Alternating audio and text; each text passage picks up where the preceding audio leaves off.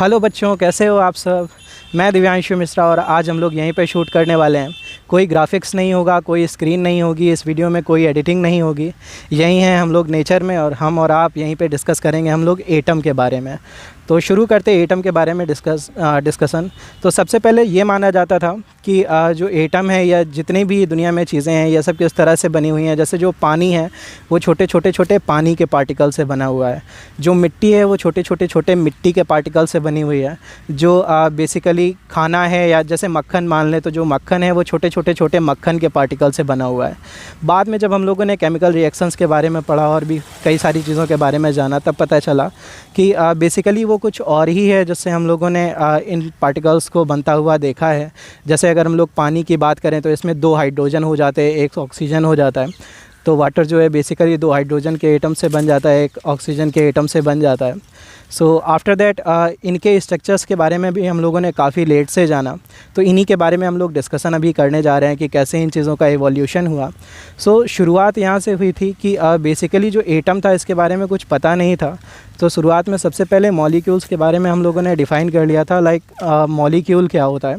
सो molecule के बारे में हम लोगों ने जब जाना तो ये हम लोगों को पता चला कि जो एटम होता है बेसिकली वो मॉलिक्यूल से बना होता है। फिर मॉलिक्यूल्स को भी हम लोगों ने जब ब्रेक किया छोटे पार्ट्स में, तब पता चला कि वो एटम्स से बना होता है। जैसे वाटर को अगर हम लोग ब्रेक करते जाएं तो जो सबसे छोटा एलिमेंट मिलेगा वो एक H2O का मॉलिक्यूल होगा।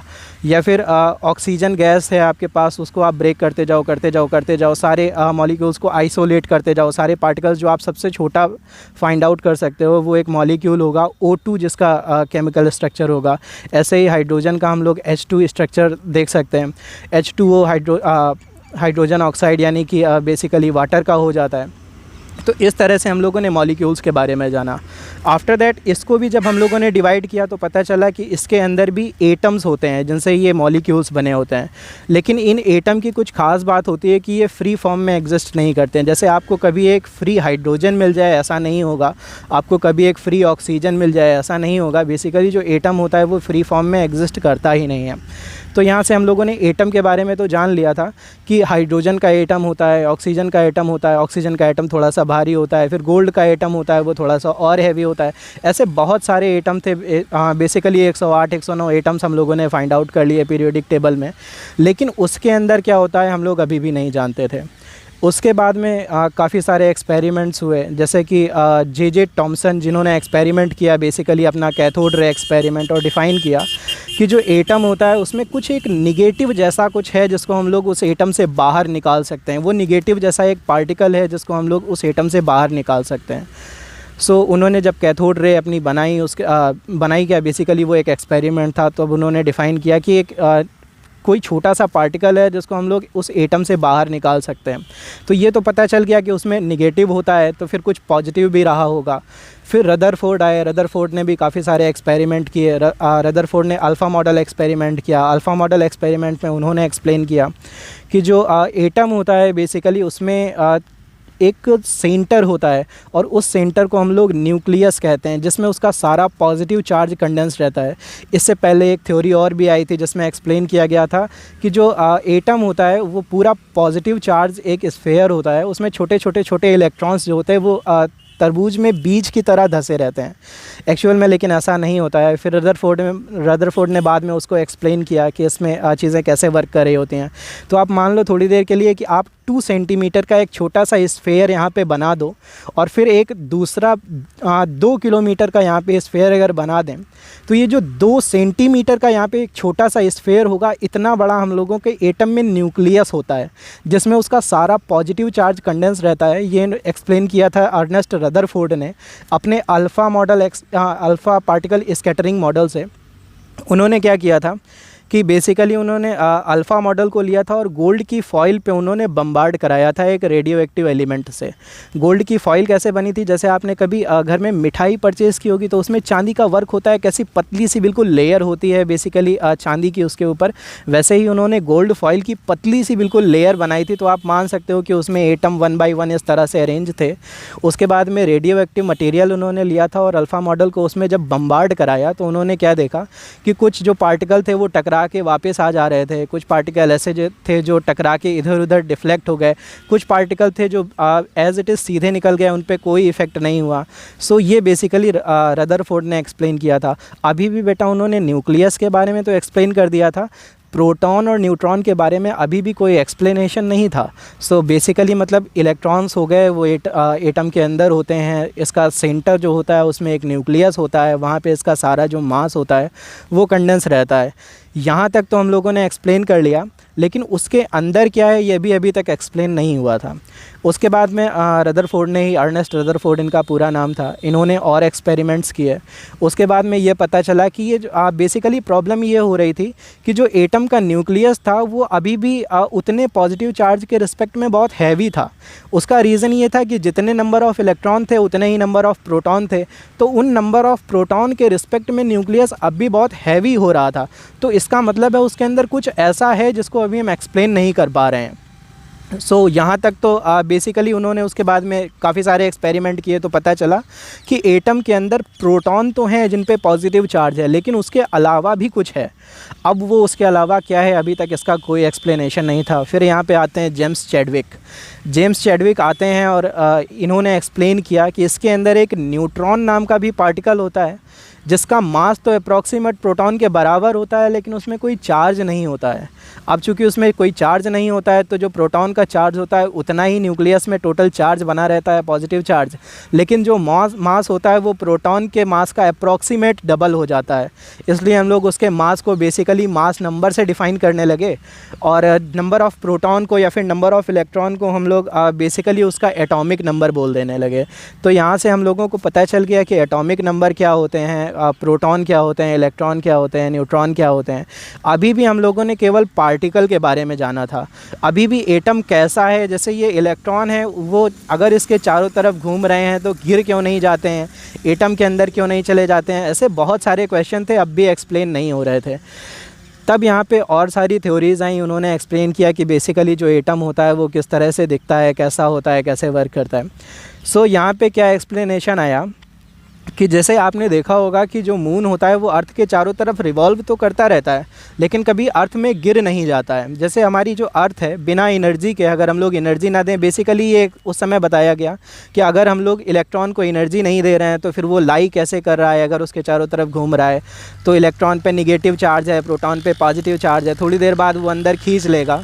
लेकिन ऐसा नहीं होता है एक्चुअल में। जैसे अर्थ जो होती है वो सन के चारों तरफ रिवॉल्व करती रहती है, हम लोग कोई एक्स्ट्रा एनर्जी भी नहीं देते हैं, उसके बाद भी जो अर्थ है वो रोटेट कर रही है अपने ऑर्बिट में, एज इट इज़ जो सन है वो अपनी ऑर्बिट में मूव कर रहा है।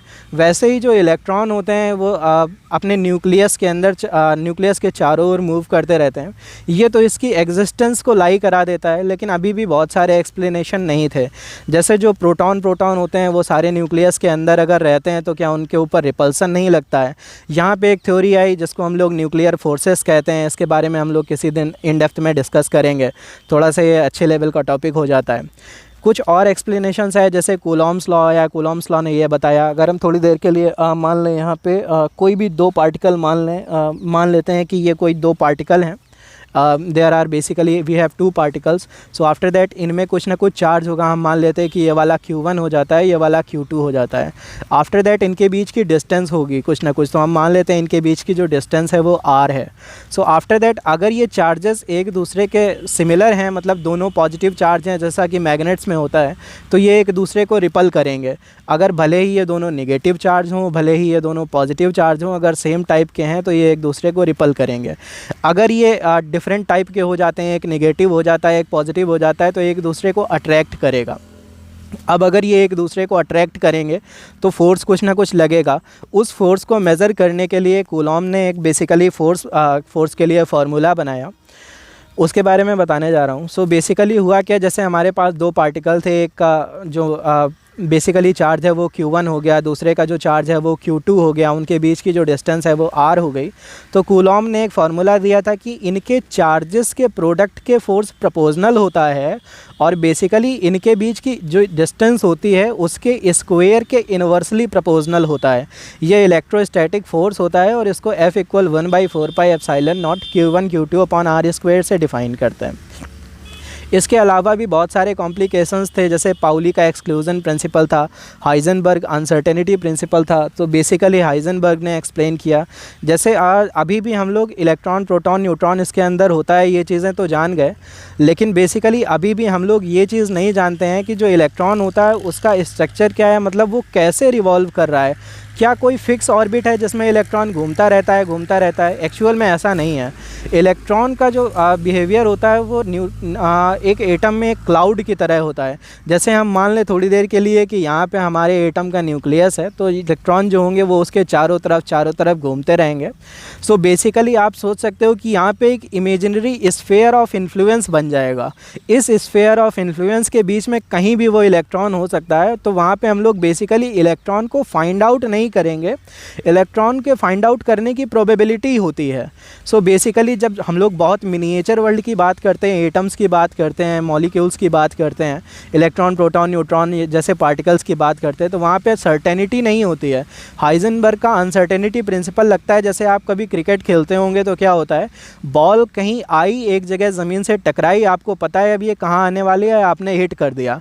बेटा एक्चुअल में ऐसा न्यूक्लियर लेवल पे नहीं होता है, एटॉमिक लेवल पे ऐसा नहीं होता है। एक्चुअल में जैसे आपको पता है कि ये पार्टिकल कहाँ है, तो अब वो कहाँ जाएगा आपको ये नहीं पता होगा। अगर आपको ये पता चल जाए ये पार्टिकल कहाँ जाएगा, तो अभी है कहाँ ये नहीं पता चलेगा। रीज़न बिहाइंड इट कि इलेक्ट्रॉन के फाइंड आउट करने की प्रोबेबिलिटी जो होती है वो आप इतना ईजिली नहीं गेट कर सकते। इसलिए एक स्फीयर ऑफ इन्फ्लुएंस होता है जिसको हम लोग इलेक्ट्रॉन क्लाउड कहते हैं। उस इलेक्ट्रॉन क्लाउड में जो इलेक्ट्रॉन है वो कहीं भी हो सकता है। इनके जो शेप होते हैं स्फेरिकल होते हैं, कॉम्प्लेक्स होते हैं, जिस तरह डंबल शेप के होते हैं, जैसे SPDF आपने पढ़ा होगा, जैसे इलेक्ट्रॉनिक कॉन्फ़िगरेशन होता है अलग अलग एटॉमिक नंबर के लिए, 1s2 2s2 2p6 3s2 3p6 4s2 3d10 इस तरह से चलता चला जाता है। तो बेसिकली अलग अलग एटॉमिक नंबर के पार्टिकल्स के लिए अलग अलग इलेक्ट्रॉनिक कॉन्फ़िगरेशन होता है। तो उसमें अलग अलग लेवल पे अलग अलग इलेक्ट्रॉन्स भरे जा सकते हैं। उन अलग अलग इलेक्ट्रॉन्स के भरे जाने के लिए उनके जो स्ट्रक्चर होते हैं, लाइक वो जो इलेक्ट्रॉन होगा उसके फाइंड आउट करने के लिए जो प्रोबेबिलिटी होगी उसका स्ट्रक्चर अलग अलग होगा। लाइक वो स्फेरिकल भी हो सकता है कि एक स्फेयर है न्यूक्लियस के चारों तरफ, आप उस इलेक्ट्रॉन को वहाँ पे कहीं भी फाइंड कर सकते हो। मान लेते हैं कि एक डंबल शेप में इलेक्ट्रॉन आ जाता है, तो एक डंबल सा शेप बन जाएगा। आप उस sphere of influence of dumbbell में बेसिकली कहीं भी उस पार्टिकल को फाइंड आउट कर सकते हो। तो इस तरह से यहाँ पे हम लोग जान पाए कि एटम क्या है, इसमें कौन कौन से पार्टिकल्स होते हैं, कौन कौन से पार्टिकल लाई कर रहे हैं, electron proton neutron. Mister J Thomson जिन्होंने सबसे पहले डिफ़ाइन किया है कि एक इलेक्ट्रॉन पार्टिकल होता है जिसको एटम के बाहर भी निकाला जा सकता है। फिर उन्हीं के बेटे मिस्टर GP थॉमसन, उन्होंने ये भी एक्सप्लेन किया डी ब्रोगली वेव के थ्रू, बेसिकली जिसको आप लोग डी ब्रोगली वेव भी कहते हैं। उन्होंने एक्सप्लेन किया जो इलेक्ट्रॉन होता है वो बेसिकली केवल एक पार्टिकल भर नहीं है, वो वेव के फॉर्म में भी लाई कर सकता है स्पेस में। तो एक वेव भी हो सकती है जहाँ पे वो बेसिकली एक पार्टिकल लाई करे। सो इस तरह से कई सारी थ्योरी दी गई, कई सारे एक्सप्लेनेशंस दिए गए। तो इस तरह से एक बेसिकली एटम का रफ़ स्ट्रक्चर बन पाया। तब से अब तक रिसर्च चालू है, अभी भी डिस्कशन चालू है इसी तरह से एज़ इट इज़, और अलग अलग थ्योरीज़ आ रही हैं, अलग अलग रिजल्ट्स आ रहे हैं। उसके अकॉर्डिंग अभी भी बेसिकली जो प्रोटॉन्स हैं न्यूट्रॉन्स हैं इनका कंस्ट्रक्शन क्वार्क पार्टिकल से हुआ है।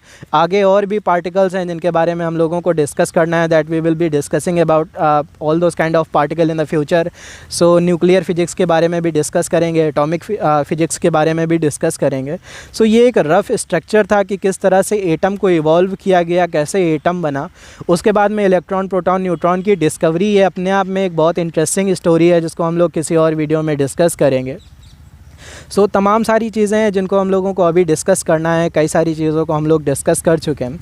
सो एक रफ़ स्ट्रक्चर के साथ में हम अपनी इस वीडियो को कंप्लीट करते हैं। इसके आगे का जो एटम का स्ट्रक्चर होगा वो हम लोग डिस्कस करेंगे अपनी किसी और वीडियो में। So it was all about that. Till that time keep learning, keep stay safe, keep learning. Thank you.